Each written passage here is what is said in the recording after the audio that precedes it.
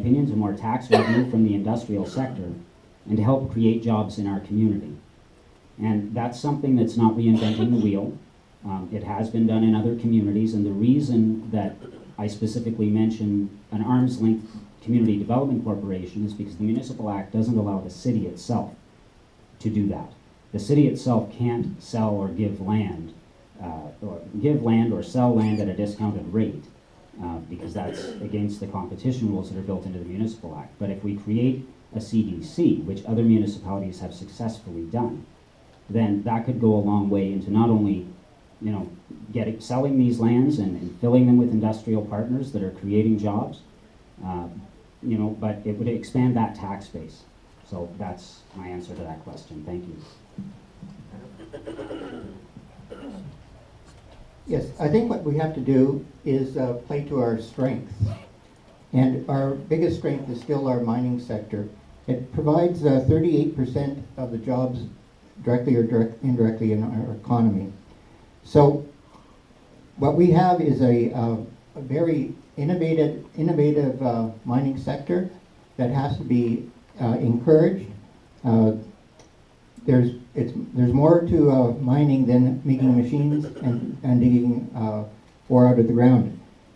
It's very high tech. There's software being developed and robotics. Like Greg Baden is very top-notch world-class leader in robotics, and he's located right here in Sudbury.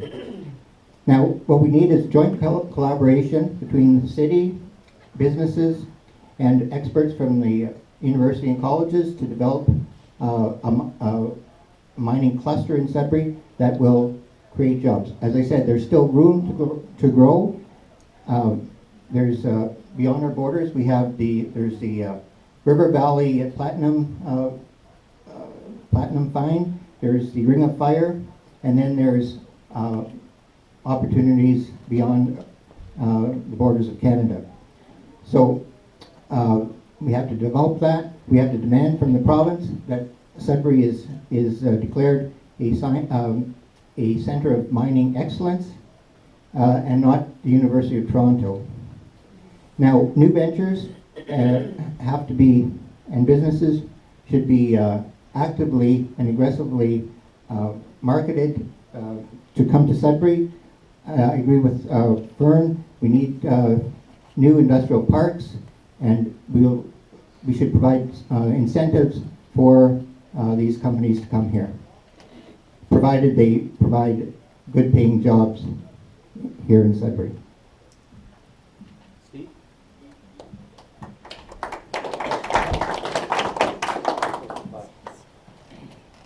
I'd like to entice business to come to town by offering tax breaks for their first year of operation. And also I am very, very big on the introduction of more ecotourism because I feel it offers a phenomenal opportunity for our local development and growth. We can join in the promotion of our diverse ecosystem by sharing it with the world and inviting people to come and enjoy our many lakes and beautiful wooded areas. And it'll bring additional employment. It'll keep more youth here by getting them into the ecotourism field, and it'll bring the Sudbury region more diversification for many decades to come. We can be proud of our home and our heritage, and if we forge ahead with our green thinking, we can save the city millions of dollars just by green thinking alone. And we can also bring forward an eco-innovation system so that we can bring companies to town that are eco-innovators so that we can take a bit of an idea from Sault Ste. Marie so that we can move forward and grow our business that way. Thank you. Could you pass the baton to John?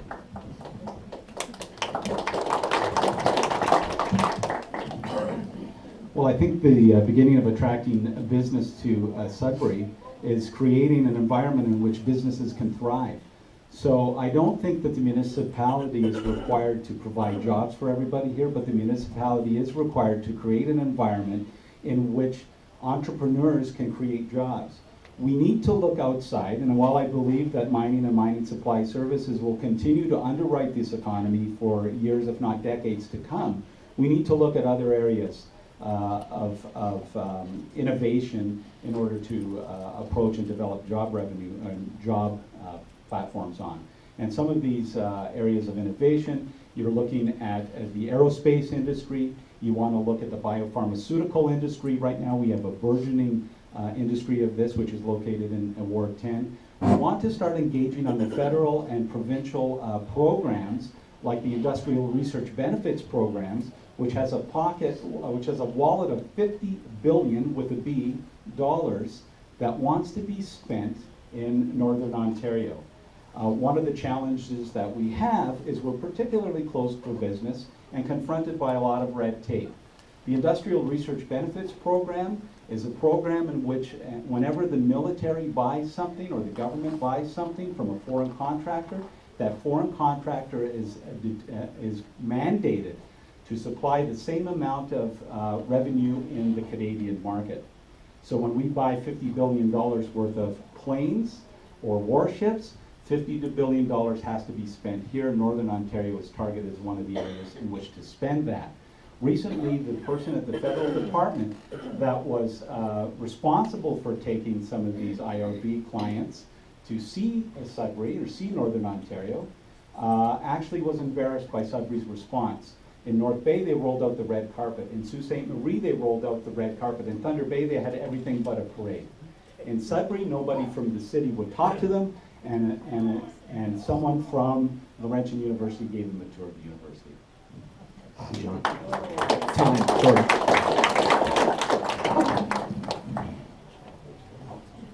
Well, I tell you, there was a time when there were 18,000 people hired by Inco and a time of 7,000 hired by the Old Falcon Bridge. Right now, the biggest employer in our city is the government. And these are people under municipalities, universities, schools, and hospitals. The danger of having this kind of development in employment is that these are recycled taxpayers' dollars. The real money, which is true wealth, are private business development. And that is have a big impact on us in the future. I would propose an economic diversification with business incentives. We don't have to reinvent the wheel how we attract business. For example, targeted tax-free for development in the first 2 years. Other municipalities have done that. I think we can do that also. As I said, there are many models we can choose from. And second, the cultivation of the true wealth is what I'm aiming for. Health and wealth for our community. We cannot forever be using taxpayers recycled to maintain our economy. The other part too that I would like to look at is the current way of how we attract businesses is very prohibitive. They have to go through so much bureaucracy. We're not friendly to investors and business development. We have to relook that process because if anything, you should be welcome and regarded as something to do with our economy. Right now, they're regarded as a nuisance or a challenge. And you can see that even in how consent applications is put out. It's actually in language that people will understand. Thank you. Thank you. We're moving on to question number 2, and just before I do, a reminder that Grant here has got several forms here. If you are thinking about a question that you might like to bring up in the second portion of our candidates meeting this evening, just sort of grab Grant's attention, give him a little wave, and he'll definitely get a piece of paper over to you, and you can jot down your question, and we'll evaluate and bring it forward. So, candidates, it's on to question number 2, and here we go. Based on the services that are currently provided, what are the strategies that you would implement to increase the value of our tax dollar? Based on the services that are currently provided, what are the strategies that you would implement to increase the value of our tax dollar? And again, Fern, we begin with you. Well, one of the big areas that we've seen identified over the past 18 months is contract and procurement services when it comes to value for money. And we've read about these reports, and these reports have been tabled to council over the past 18 to 24 months. And there's giant loopholes that result in the finance department either overpaying or paying twice for a lot of invoices that go through there. And we're not using the systems that we have in place right now. And it's not the individuals that are involved. It's not the people that are working behind the desks. But it's the system. We paid a lot of money 13 years ago for a system called PeopleSoft. It's a software program. And it's expensive because you pay licensing fees for it. It's used by other senior levels of government. And it's designed to track efficiency and make sure that things don't get paid twice, and that there's standards on every PO that comes through the finance department. And we still haven't implemented it. We've had the software though for 13 years and it's not been fully implemented.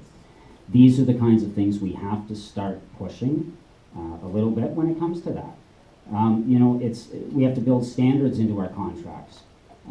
We look at the road work that's getting done, and there's either little or no standards as far as timeline for how long the project is going to take, or the materials that are going to be used, and are we getting what we're paying for? And we seem to be having people signing off on projects, and there's no accountability either at the municipal level or with that contractor that provides the service. We wouldn't hire a contractor for our house and give them a blank check and not expect to check their work. Why would we do it at the municipal level? So we have to start instituting some of the common sense things. It may sound cliche, it may sound oversimplified, but really it's, you don't put in new hardwood floors when the roof is leaking. I mean, it's simple as that. We have to start in our own house and get it under control. And that's going to be a huge step forward if we can implement some of those policies when it comes to how we get value for tax dollars. Thank you.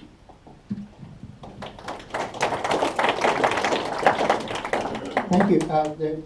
The key test for municipal spending is whether it will have a positive impact on total property values across the city on a net basis. So we have to get the best bang for our buck.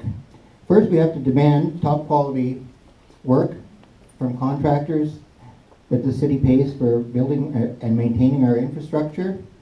Our roads must be built to meet the needs of our northern climate with the best engineering and materials. Good infrastructure will increase property values for everyone. Same with spending on other amenities like parks, recreation, arts, Pioneer Manor, and new facilities like a library, a main library and arena would make Sudbury a better place to live.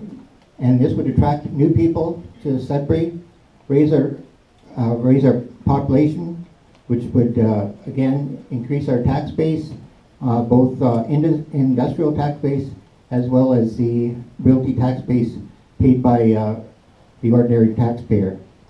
So we have to do everything to achieve these goals, and I think council has to, over the next 4 years, use as a main goal that everything it does is to attract new people here.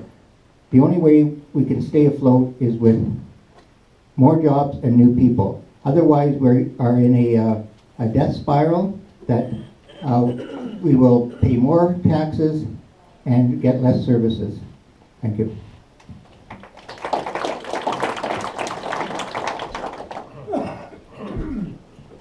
I have to agree with Hanu on one point, and I'm also committed to building a much larger community arena and convention center in Sudbury, but with the means of enlisting the support of business partners to divert the financial burden from the taxpayers would be one of the key things I would seek before we move forward with that project. I would also like to review all these city bylaws and policies and dispense with the ones that are out of date or redundant because they cost the city thousands and thousands of dollars every year in redundancies. And it would also bring forward a clear and concise language of these bylaws for the councillors and the staff, so that staff would be able to interact with the public on a much easier basis, so that everything is not so confusing. I would also be looking forward to continued expansion of the elder care, ALC, and home care funding from both provincial and federal governments to ensure continued viability for at least the next 25 to 30 years. That would also bring employment into our city, and it would make sure that our elderly are looked after for the next several years. Thank you.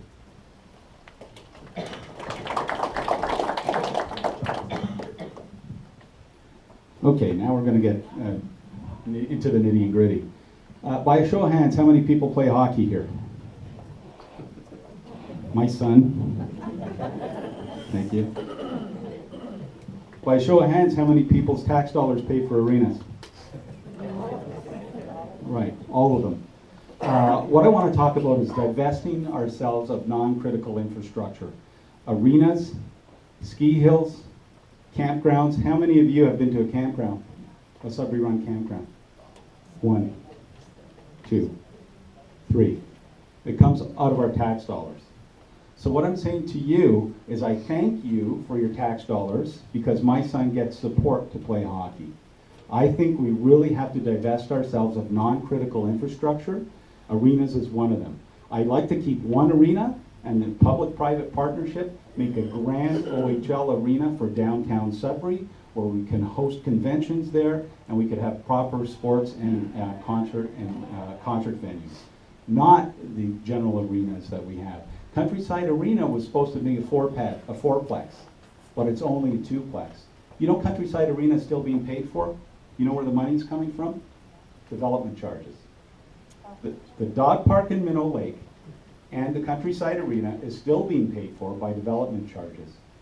So investing in non-critical infrastructure has a tremendous impact, not only on your tax dollars, but our housing starts.